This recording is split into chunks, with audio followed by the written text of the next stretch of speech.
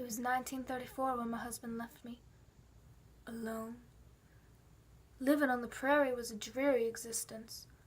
No telephone, no radio, only a large, majestic bird with whom I shared my feelings.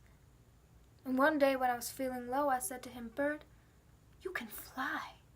You can soar miles away from this lonely place, and yet you stay.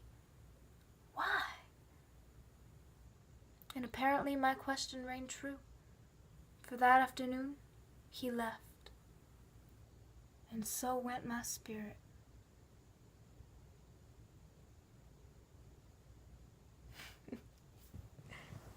I can't take myself seriously.